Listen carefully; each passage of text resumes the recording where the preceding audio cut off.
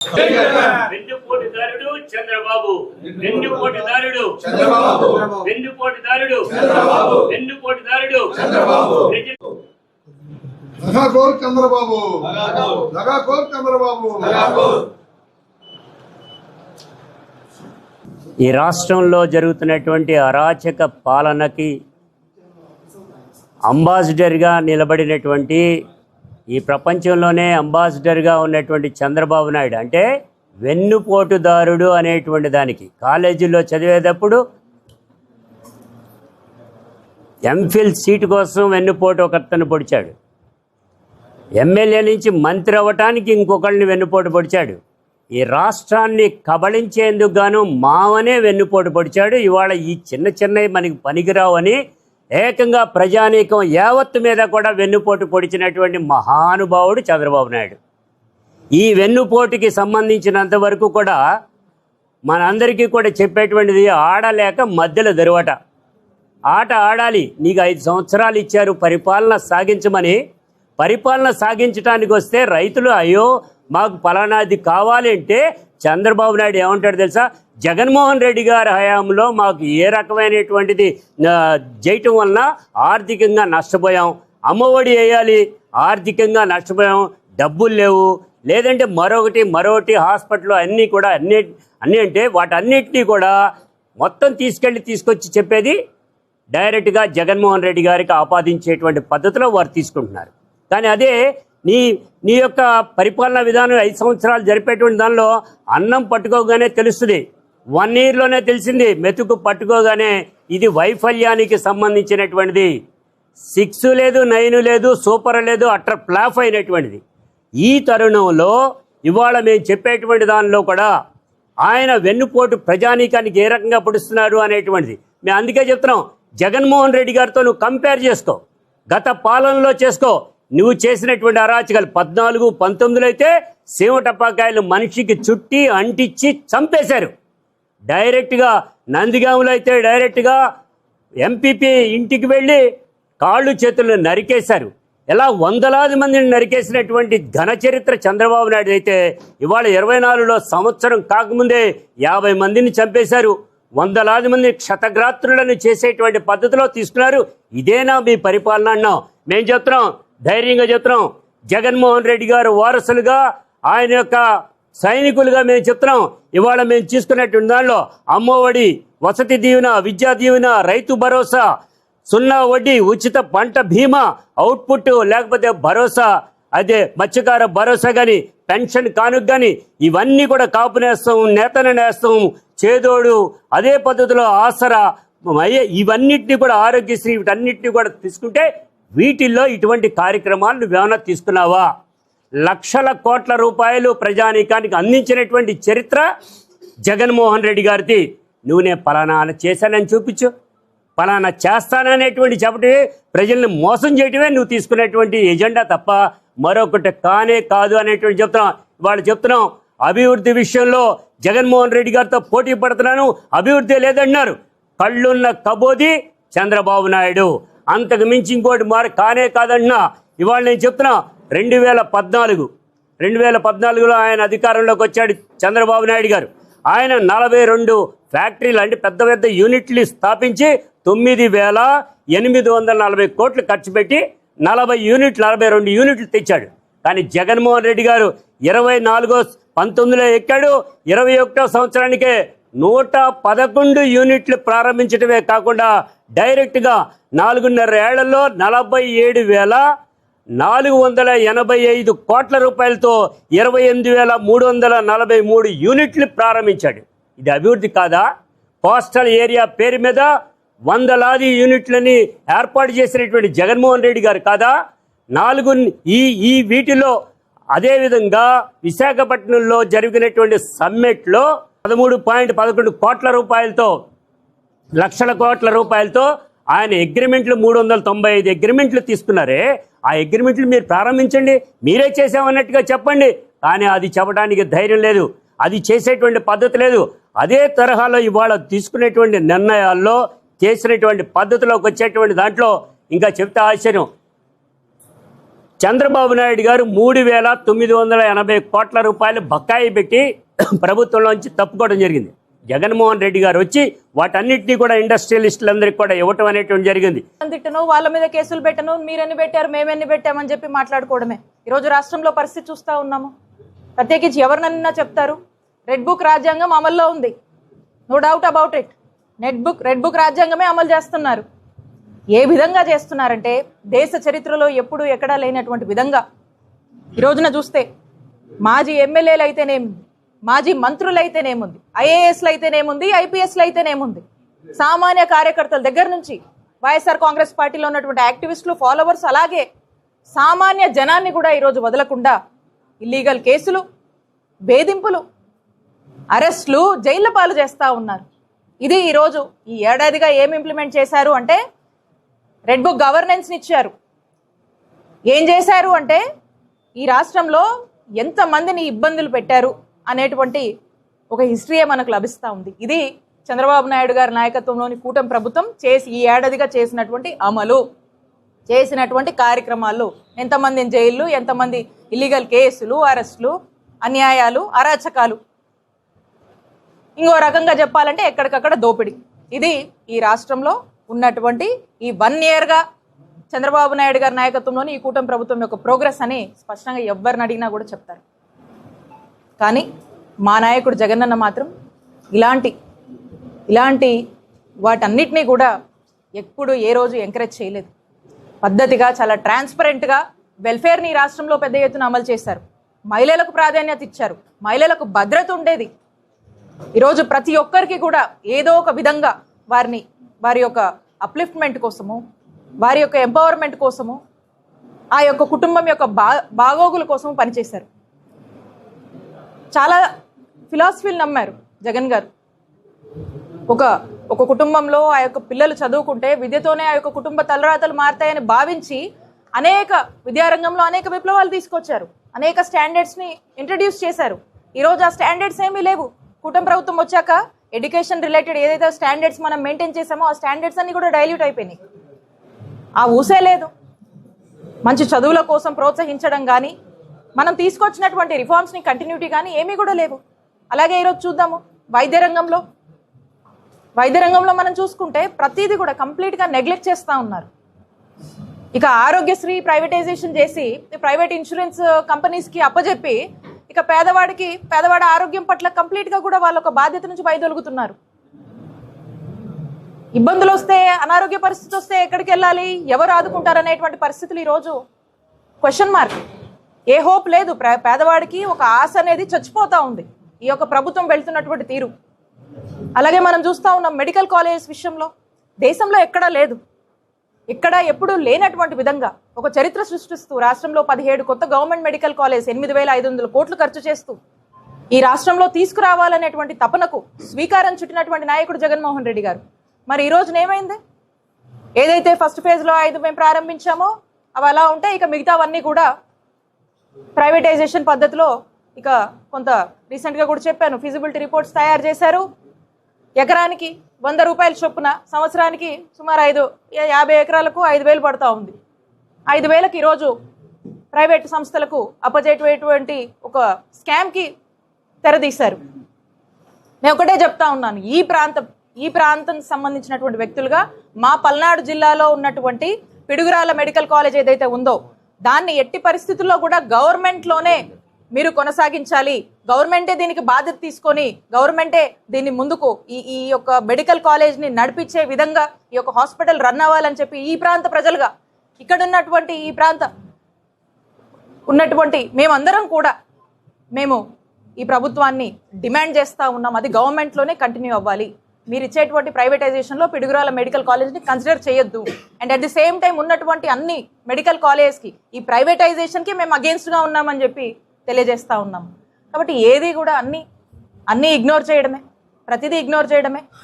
ఈ విధంగా ఏ రంగంలో తీసుకున్నా అందరినీ మోసం చేస్తూ, అన్ని సెక్టార్స్ని ఇబ్బందులు పెడుతూ, సామాన్యుడు కూడా ఒక అభద్రతలోకి వెళ్ళి ఒక అభద్రతలో జీవిస్తున్నటువంటి పరిస్థితులు ఈరోజు ఆంధ్రప్రదేశ్లో నెలకొన్నాయని స్పష్టం చేస్తా ఉన్నాం. కాబట్టి మీరు చేస్తున్నటువంటి అరాచకాలను, మీరు చెప్పినటువంటి మాట మీద మీరు ఏది కూడా నిలబడలేదు కాబట్టి ఇవన్నీ ఎండగడుతూ జూన్ 4న ఈ వెన్నుపోటు దినం కార్యక్రమం అనేది ప్రతి నియోజకవర్గంలో కూడా చేస్తున్నాం. కాబట్టి ఇక్కడ ఉన్నటువంటి ప్రజలందరూ కూడా పాల్గొని అందరూ కూడా ఈ ప్రభుత్వాన్ని ఎండగట్టేందుకు అందరూ కూడా ఇందులో భాగం అవ్వాలని కోరుతూ అందరూ కూడా పిలుపునిస్తా ఉన్నాం. ప్రజల్ని మోసం చేయటం చంద్రబాబు నాయుడు నైజం. సొంత మావనే వెన్నుపోటు పెట్టిన వ్యక్తి ప్రజల్ని మోసం చేయటంలో పెద్ద వెనకాడే మనస్తత్వం కాదు. సూపర్ 6 హామీలు ఇచ్చి సంవత్సర కాలంలో ఒక్క హామీ కూడా నెరవేర్చని ప్రభుత్వం ఏదైనా ఉందంటే అది చంద్రబాబు నాయుడు ప్రభుత్వం. రాజశేఖర రెడ్డి గారు ఉచిత కరెంట్ అని చెప్పి మొట్టమొదట ఫైల్ మీద సంతకం పెట్టి మొదటి రోజు నుంచి ఇంప్లిమెంట్ చేసిన వ్యక్తి రాజశేఖర రెడ్డి గారు. ఆయన సమకాలికుడైన చంద్రబాబు నాయుడు కనీసం ఒక్క హామీనైనా నెరవేర్చాడా ఈ సంవత్సర కాలంలో అనేది ప్రజలందరూ ఈరోజు బయట మాట్లాడుతున్నారు. ఇప్పుడే బయటపడకపోవచ్చు. ఒక్కసారి ఆలోచిస్తే యువతకి ఉద్యోగాలు 20 లక్షల ఉద్యోగాలు ఇస్తాం, లేదా నిరుద్యోగ భృతి 3,000 రూపాయలు ఇస్తామని మాటిచ్చాడు. ఇంతవరకు ఒక్క ఉద్యోగం ఇవ్వలేదు. కానీ ఉన్న ఉద్యోగాలు పీకేసే కార్యక్రమం చేస్తున్నాడు. వాలంటీర్లందరికీ మళ్ళీ 10,000 రూపాయలు ఇచ్చి మొత్తాన్ని కొనసాగిస్తానని పండగ పూట ఉగాది రోజు చెప్పిన మాటని కనీసం మనిషికి గుర్తులేదనే చెప్పి దాదాపు 2,60,000 వాలంటీర్లను తొలగించడం జరిగింది ఇప్పటి వరకు. అట్లానే లిక్కర్ షాప్స్లో దాదాపు 18,000 మందిని తొలగించారు. అట్లానే ఏపీ ఫైబర్ నెట్ నుంచి 2,000 మందిని తొలగించారు. మరలా మొన్న MDM రేషన్ షాప్ వెహికల్స్ దాదాపు 20,000 మందిని తొలగించడం జరిగింది. మొత్తం కలిపి రాష్ట్రంలో 3 లక్షల మందిని ఇప్పటి వరకు కూడా సంవత్సర కాలంలో ఒక్క ఉద్యోగం ఇవ్వకుండా 3 లక్షల మంది తొలగించిన వ్యక్తి చంద్రబాబు నాయుడు. ఈ ప్రభుత్వం కాదా అని చెప్పి అడుగుతా ఉన్నాం. అట్లానే ప్రతి మహిళకి 1,500 రూపాయలు, నీకు 15,000, నీకు 15,000, నీకు 15,000 అనే వీడియో ఇప్పుడు కూడా ప్రతి ఒక్కరి ప్రజల మనసుల్లో ఇంకా ఉంది. దాని గురించి ఇంతవరకు ఊసే లేదు. గ్యాస్ సిలిండర్లు ఇచ్చామని చెప్తున్నారు దీపం పథకం కింద. ఈ రాష్ట్రంలో 1,40,00,000 కుటుంబాలు ఉంటే 80 లక్షల మందికి మాత్రమే ఇచ్చి ఇంతవరకు అకౌంట్లో డబ్బులు పడకపోయిన వాళ్ళు దాదాపు 60 లక్షల మంది దాకా ఈరోజు రాష్ట్రంలో మహిళలు ఉన్నారు. దాన్ని ఇంప్లిమెంట్ చేయటమా మోసం చేయటమో ఈరోజు కూటమి పెద్దలే చెప్పాలి. ఆర్టీసీలో మరి మహిళలకు ఉచిత ప్రయాణం, అసలు ఆర్టీసీ ఆగస్టు 15 నుంచి మొదలు పెడతా ఉన్నారు. దానికి వాళ్ళ సొంత పత్రికలో రాసిన ప్రకారం 2,000 మంది కొత్త ఆర్టీసీ డ్రైవర్లను పెడితేనే ఈ పథకాన్ని రన్ చేస్తాం. 3,000 కోట్లు కేటాయిస్తేనే ఈ పథకం అమల్లోకి వస్తుంది. ఇంతవరకు ఒక బస్సు కూడా కొనకుండా ఆగస్టు 15కి ఏ విధంగా అమలు చేస్తాడో చంద్రబాబు నాయుడు చెప్పాలి. ఒక్క డ్రైవర్ను కూడా ఇంతవరకు రిక్రూట్ చేసుకోకుండా ఏ విధంగా అసలు ఈ పథకాన్ని ఇస్తారో చంద్రబాబు నాయుడు మరొకసారి మోసం చేస్తున్నాడు, మరొకసారి అబద్ధం మాటలు చెప్తున్నాడు తప్ప ఈరోజు తల్లికి వందనం ఉంది, జూన్ 12 విడుదల చేస్తానంటున్నాడు. ఇంతవరకు గైడ్ లైన్స్ ఇవ్వలేదు డిఈఓలకు కానీ ఎంఈఓలకు కానీ. ఎవరికి ఇస్తారు, ఎవరి గైడ్ లైన్స్ అనేది ఇంతవరకు చెప్పలేదు. జూన్ 12వ తారీఖు అంటే కరెక్ట్గా ఇంకా 11 రోజులు ఉంది. అట్లానే బీసీలకు, ముస్లింలకి, ఎస్సీ ఎస్టీలకి ఇదో మేనిఫెస్టో, ప్రజాగళం మేనిఫెస్టో చెప్తా ఉన్నాడు. ఇందులో 140 హామీలు ఇచ్చాడు. ఇంతవరకు ఒక్క హామీ కూడా నెరవేర్చలేదు. బీసీలకు, ఎస్సీలకు, మైనార్టీలకు 50 సంవత్సరాలు దాటిన వాళ్ళకే 4,000 రూపాయల పెన్షన్ అన్నాడు. దాని ఊసే ఈరోజు మాట్లాడటం లేదు. ఈ మేనిఫెస్టోలో పెట్టినే మాట్లాడుతున్నాయి వాళ్ళు ఇవన్నీ. మరి ఈ విధంగా కాపు సంక్షేమం దీనికి దాదాపు 15,000 కోట్లు కేటాయిస్తూ ఉన్నారు 5 సంవత్సరాల కాలంలో. ఇంతవరకు రూపాయి కేటాయించలేదు. పెన్షన్లు కొత్త పెన్షన్లు ఇవ్వాలంటే పాత పెన్షన్ తీసుకునేవాళ్ళు చనిపోవాలట. వాళ్ళ భార్యలకి ఏదైనా చనిపోతే వాళ్ళ భార్యలకు ఆ పెన్షన్ ఇస్తారు. ఇది రాష్ట్రంలో అమలవుతున్న తీరు. ఉన్న పెన్షన్లు ఎలా తీసేయాలని చెప్పి ఈరోజు గవర్నమెంట్ హాస్పిటల్ చుట్టూ దాదాపు 5 లక్షల మంది వికలాంగుల పెన్షన్లన్నీ కూడా తొలగించడానికి ఈరోజు ఈ ప్రభుత్వం ప్రయత్నం చేస్తుంది. జూన్ 4వ తేదీ కూటమి ప్రభుత్వం చంద్రబాబు నాయుడు గారి నాయకత్వంలో ఏర్పాటై సంవత్సరం పూర్తవుతుంది. బహుశా ఆంధ్ర రాష్ట్ర చరిత్రలో ఒక్క సంవత్సరంలోనే ఇంత అబాసు పాలైన ప్రభుత్వం గతంలో ఎన్నడూ ఎక్కడా ఎవరు చూడలేదు, వినలేదు. అందరూ కూడా అంబేద్కర్ గారి రాజ్యాంగాన్ని ప్రమాణంగా తీసుకొని ఏ ప్రభుత్వం అయినా రాని, ఏ ముఖ్యమంత్రి అయినా రాని, ఏ పార్టీ అయినా అధికారంలోకి రాని, అంబేద్కర్ గారి రాజ్యాంగాన్ని పాటిస్తూ పాలించారు దానికి అనుగుణంగా. కానీ ఈ రోజున ఆంధ్ర రాష్ట్రంలో ఏం జరుగుతుంది? రెడ్ బుక్ ప్రామాణికంగా తీసుకొని తెలుగుదేశం ప్రభుత్వం అధికారంలోకి వచ్చినప్పటి నుంచి పార్టీ వైఎస్ఆర్సీపీ నాయకుల మీద అక్రమ కేసులు పెట్టడం, సోషల్ మీడియా పాపం పిల్లల్ని ఏదో జగన్మోహన్ రెడ్డి గారి మీద అభిమానంతో వాళ్ళు జగన్మోహన్ రెడ్డి గారి మీద పెట్టే పోస్టులని భరించలేక వాళ్ళ మీద నెపమేసి ఇష్టం వచ్చినట్టు అక్రమ కేసులు, అసలు వాళ్ళకి సంబంధం లేని కాన్స్టిట్యున్సీలు, సంబంధం లేని జిల్లాలు, సంబంధం లేని ప్రాంతాలలో కేసులు బుక్ చేసి ఎక్కడా లేనటువంటి 111 సెక్షన్ కింద బుక్ చేయటం, ఇవన్నీ కూడా రెడ్ బుక్ నేర్పిస్తున్న రాజ్యాంగం. ఎంత దారుణం అంటే గురజాల్లో కొన్ని కేసులు మీరు చూస్తే ఎప్పుడో 5 సంవత్సరాల క్రితం జరిగిన గొడవలకు కూడా ఈరోజు కేసులు కడుతున్నారు.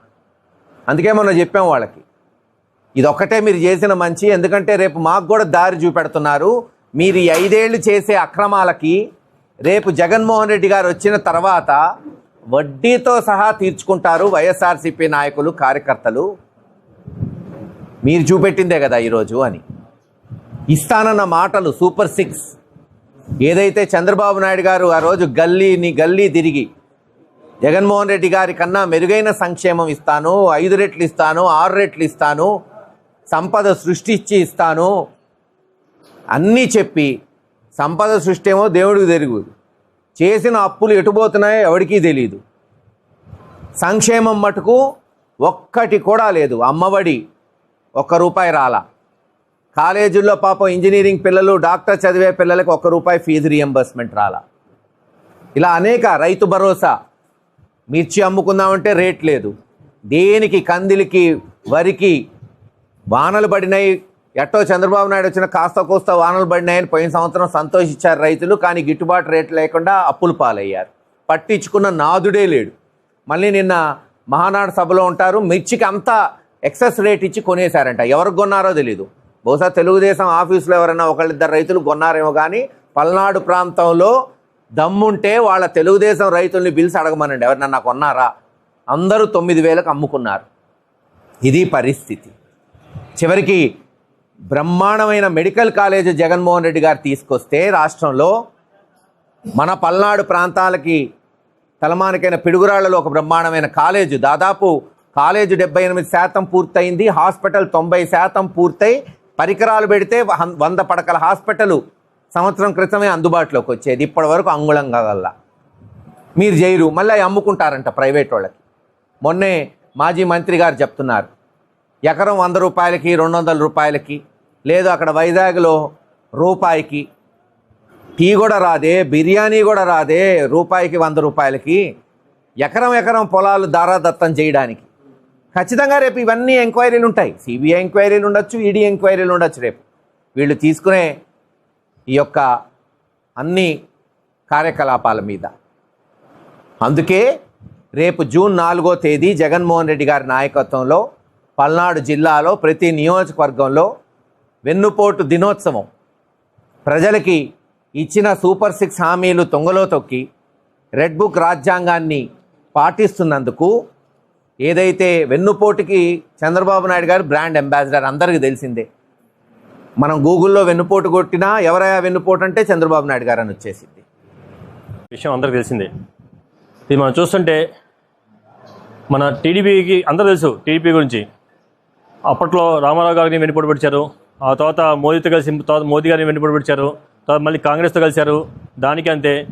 మొన్న ఎలక్షన్స్ ముందు జగన్ గారు ఇచ్చిన పథకాల కన్నా ఇంకా ఎక్కువ ఇస్తాం, ప్రతి ఇంట్లో ఉన్న పిల్లోడికల్లా 15,000 ఇస్తా అన్నారు ఫీజు రీపెన్స్మెంట్గా. 15,000 కాదు, అసలు పైసా కూడా ఇవ్వలేదు ఇప్పటిదాకా. సంవత్సరం వస్తుంది. ఆ తర్వాత ఇంటిలో ఉన్న ప్రతి ఆడపిల్లకి 1,500 అన్నారు, అది లేదు. గ్యాస్ 3 సిలిండర్లు ఇస్తున్నారు, అది పోయింది. ఫ్రీ బస్ అన్నారు, ఇప్పటిదాకా అసలు ఆ మాటే లేదు. ఇక్కడ చెప్పుకుంటూ పోతే ఎన్నో ఉన్నాయి. ఏంటంటే సూపర్ 6 అన్నారు, మీరు బౌలింగ్ వేస్తే మీరు కొట్టేదంటారు. ఇప్పుడు అంతే, మీరు బాల్ ఏంటి మీరు కొడతామంటారు, అది కొట్టేది లేదు, ఏం లేదు.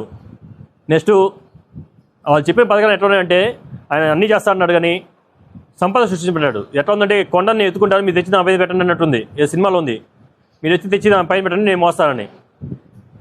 వ్యాపారస్తులు అందరూ సంపాదించి పెట్టాలంట, రాష్ట్రంలో అన్నీ పెంచాలంట, అప్పుడు ఆయన పథకాలు ఇస్తారంట.